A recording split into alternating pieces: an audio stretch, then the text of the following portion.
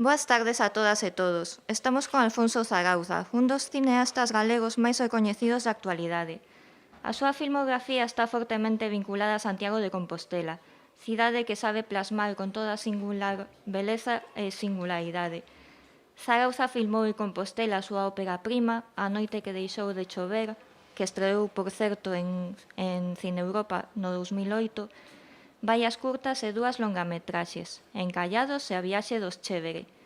En Cine Europa, esta edición estrearemos o seu último film, Ons, o día 22 de novembro, que coincidirá coa gala de clausura. O pase, por certo, celebrarase de xeito simultáneo no Teatro Principal e na Sala Mozart do Auditorio de Galicia. Hola, Alfonso. Gracias por estar aquí. Gracias a vos por invitarme e por este premio que, ademais de unha sorpresa, é todo un honor para min, unha honra enorme. Mira, a nosa primeira pregunta é: es un dos poucos cineastas que coñece a cidade de pe a pa. De feito, un dos poucos cineastas que é compostelán de toda a vida. Sí. Como introduces a túa relación coa cidade nas túas películas? Bueno, para min é moi importante falar dende moi adentro, dende o que máis coñezo. Por suposto, a cidade na que nacín, na que vivín prácticamente toda a miña vida, salvo 10 ou 11 anos que vivín en Madrid, en algunha outra cidade como Edimburgo, o resto da miña vida foi sempre en Santiago. Entón é a cidade que coñezo de máis a fondo, da que me sinto máis cercano, coa que manteño unha relación amor-odio, pero sobre todo amor. Polo tanto, casi todo, cando penso en concebir algunha historia, de algunha maneira sempre hai un vínculo con Santiago, ou casi sempre, en a maioría das historias. Por iso teño tantos filmes relacionados directa ou indirectamente con Santiago. No caso de A noite que deixou de chover, por exemplo, que parece unha historia de amor, aparte da historia de amor principal, unha historia de amor realmente tamén coa propia cidade. De feito, parece unha personaxe máis. Nese film, a cidade de Santiago foi... pensaches nela xa como parte esencial do guión, ou xurdiu o seu protagonismo a partir da búsqueda de localizacións? Non, realmente foi primeiro a cidade e despois a historia. Eu quería facer realmente unha historia sobre un submundo que habita na cidade de Santiago, que é o submundo dos bohemios trasnoitados, que son como personaxes moi decadentes e moi abundantes aquí en Compostela, e sempre me chamou a atención en todos os sentidos, no positivo e tamén no negativo, pero sempre me gustou moito eses mundiños que hai así, que se agochan nos bares, nos pubs, así, cheos de humidade da cidade de Santiago. Hai como un ambiente así de xentes extrañas, xentes bohemias, xentes, bueno, con vidas múltiples e moi diversas, e que sempre me pareceu interesante, porque é algo que penso que é moi típico de Santiago, que non se dá en ningún outro lugar do mundo. En todas partes do mundo hai bohemios, pero os bohemios composteláns son así como moi particulares. Entón eu quería retratar un pouco este submundo. De aí surdiu a Taberna dos Dramáticos, onde estaba Splin, o personaxe interpretado por Luis Tosar, e todos eses personaxes, dende o dono da taberna, que era o personaxe que interpretaba Chetelera, hasta todos os personaxes que por ali pululaban. Entón, eso era realmente o que me interesaba, contar esa parte de Santiago, eses mundos que hai dentro da propia cidade e que non se ven reflectidos normalmente noutros filmes ou noutras, porque non se retrataron nunca. Sí creo que se retratou algunha vez na literatura galega, hai algunha novela que fala deste tipo de xentes, pero non é moi habitual no cine. Entón, a min, xa dende moi novo, interesábame este mundo. Eu tiña no Pub Galodeuro un clube que se chamaba o Clube dos Hedonistas Fatigados, con meu amigo Pablo Iglesias, co que empecé a facer curtas, e con Xosé Manuel, o porteiro do cine Valle Inclán, e sempre me gustou moito todo este mundo entre decadente, ridículo e ao mesmo tempo maravilloso pola ingenuidade que transmiten moito destes personaxes. En Encallados, por exemplo, tamén hai esa relación, esa mesma relación coa cidade, pero dun xeito máis luminoso. Sí, probablemente sí, era tamén outro mundo que tamén está relacionado co anterior, que tamén forma parte do mundo así bohemio, pero máis relacionados coa nosa profesión, o mundo dos guionistas, os cineastas, a xente do audiovisual que pulula tamén pola cidade e que ten toda esa carga tamén parecida á da Noite que deixou de chover, pero dende outra óptica diferente, era unha historia diferente, pasaran xa dende o 2007 que rodei A Noite que deixou de chover hasta o 2012, pois pasaran 5 anos, entón, bueno, cambiaran moitas cousas en min e era outra maneira de velo. Ademais, eu acababa de chegar de novo a Santiago, cando rodei A Noite que deixou de chover eu aínda vivía en Madrid, pero xa en Encallados xa volvera a toparme coa cidade, coa miña cidade, coa cidade na que nacín e sempre vivín hasta a universidade. Entón foi como un encontro, pero un encontro diferente a través do mundo profesional. Xa non mantiña os amigos que tiña antes de marchar 10 ou 11 anos antes, que eran os amigos do colexio, os amigos da universidade, son amigos máis relacionados coa profesión, e outra parte de Santiago que máis a miña parte de Santiago actual e que tamén me interesaba retratalo e contalo e falar deso. E na viaxe dos Chévere, a construción da cidade dentro do documental está elaborada dun xeito diferente, non? É máis como un marco para a propia historia da compañía. Sí, en concreto coa viaxe dos Chévere partía dun acontecemento que era unha historia da ignominia de que un político de repente se dedica a atacar algo tan sagrado como é un espazo cultural que ademais levaba 20 anos sacando moitísimas cousas das catacumbas á visibilidade, dende ali empezaron prácticamente todos os actores que hai en Galicia, moitísima xente, moitísimas compañías de teatro, era un lugar non só a nivel galego, a nivel español e a nivel europeo, un sitio polo que pasaban artistas daquela descoñecidos como Angélica Lidl ou como Aurelia Antúnez, grandes performers, grandes músicos, un sitio de vanguarda, un sitio alternativo, e de repente que un político se lle ocorra pois atacar eso, nunca entendí moi ben cal era a razón de fondo, pero me imagino que simplemente ideolóxica e zafia, pero pareceume bastante algo que non acontecera nunca e que algo que, por desgracia, estamos vendo os políticos de nova pelaxe en todos os lugares do mundo teñen esa condición de son máis arroutados á hora de atacar cousas que antes, hasta hai uns 20 anos, a ninguén se lle ocorrería atacar de ningún perfil político. Ahora é como se están pasando uns límites así un pouco extraños que non sabemos a onde nos van a levar, pero a lugares moi escuros e decadentes. Entón, a raíz dese proceso que houve contra a Sala NASA, pois eu decidín contar esa historia. O que pasa que logo, eu unha vez que decidín contar esa historia, pasei non moi mal hasta topar o camiño por onde quería contar esa historia, porque eu quería contala, pero dunha maneira fílmica, dunha maneira, pois, bueno, con certa autenticidade. Entón, costoume moito atopar ese camiño, e ao final ese camiño foi, por suposto, a cidade estaba retratada, por suposto, a profesión teatral e a compañía de teatro Chévere, pero o camiño que atopei foi a peza que estaban facendo nese momento os Chévere, no momento en que tiveran que marchar da cidade, era como se chamaba? A obra de teatro baseado no poema de Celso Emilio Ferreiro, Viaxe ao País dos Ananos. Eles están facendo unha representación sobre esta obra. Esta obra, Celso Emilio Ferreiro, basouna na Viaxe de Gulliver, de Jonathan Swift. Entón, a partir da leín a historia, a obra de Jonathan Swift, e aí atopei a estructura da historia, que era dividila en 4 partes, como era a obra de Jonathan Swift, o Viaxe ao País dos Ananos, o Viaxe ao País dos Gigantes, a Viaxe ao País dos Cabalos e a Illa de Láputa.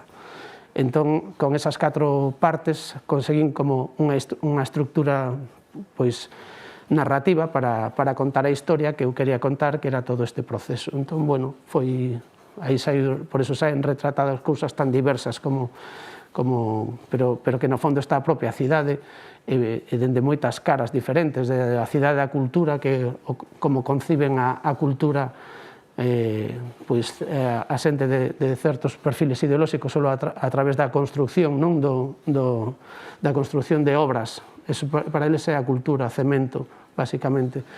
E a verdadeira cultura que é a vida desta xente entregada a unha causa que é o poder facer un teatro libre e alternativo dentro dun sitio tan pequeno, dun país tan pequeno como é Galicia. Esta relación que mantes con Santiago a través do cine continuará?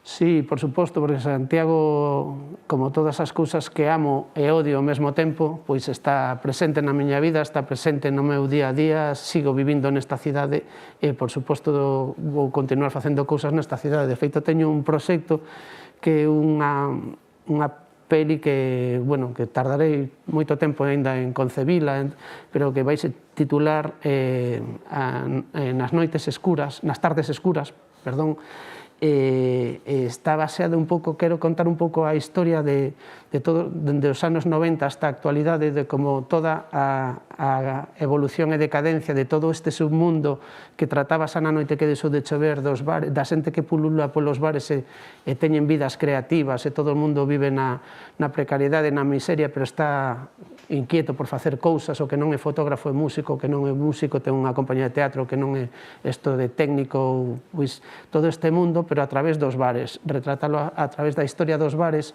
que creo que é algo que está tamén esmolecendo, bares así históricos como pode ser o Bar A Reixa, que está a punto de pechar pola situación na que está, pero que por ali pasou moitísima xente, pasaron moitísimas cousas, era un bar cheo de vida, porque sempre houve concertos, sempre houve moitísimas cousas, pois gústame, non sei, no fondo é o meu mundo, é o mundo no que eu me desenvolvín e de alguna maneira sinto como a necesidade de falar destes mundos máis achegados a min. Entón, sí, eso sería... E sobre todo hai un personaxe que desgraciadamente desapareceu, que é Frank Narf, que era un gran amigo meu, é un personaxe que quero que estea na película sen estar. Entón, de alguna maneira, todo isto me interesa contar todo, falar de isto. Algo que tamén está moi vinculado con Santiago, inevitablemente é o Festival Cine Europa. Este ano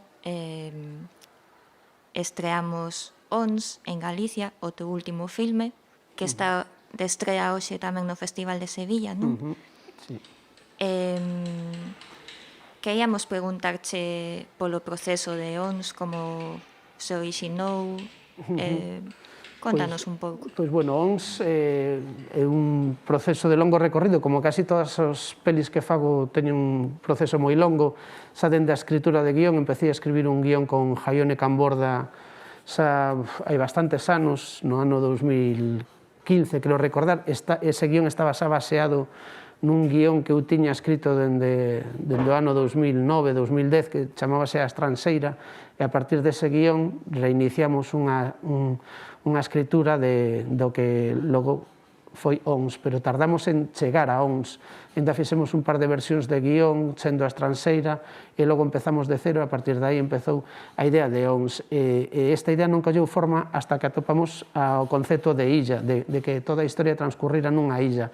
Cando eso aconteceu, de repente a historia tomou forma, porque a illa ten que ver moito coa propia psicoloxía dos personaxes. Aí nas illas sempre hai unha parte que se ve e unha parte que está subxacente, sumersida. Os personaxes da historia pasalles isto, hai unha parte que sabemos deles que se ve, que eles amosan, e unha parte que eles ocultan, que eles non din, da que non se fala.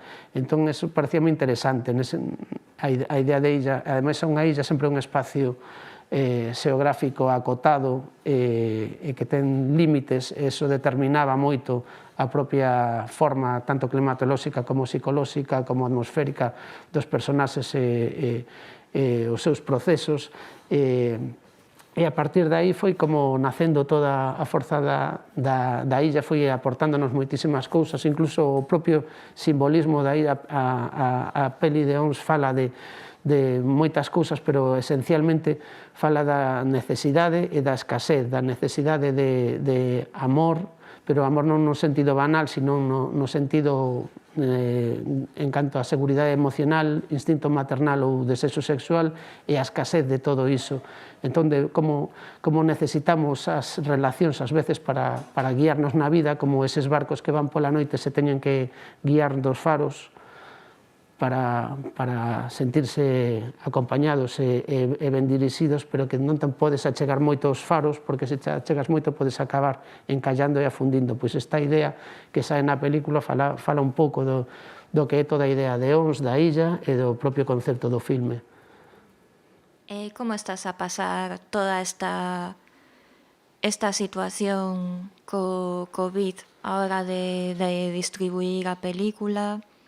Bueno, pois é unha faena como a todo o mundo, pero ante as situacións complexas hai que ser forte, hai que resistir e non nos queda outra. É realmente un fastidio,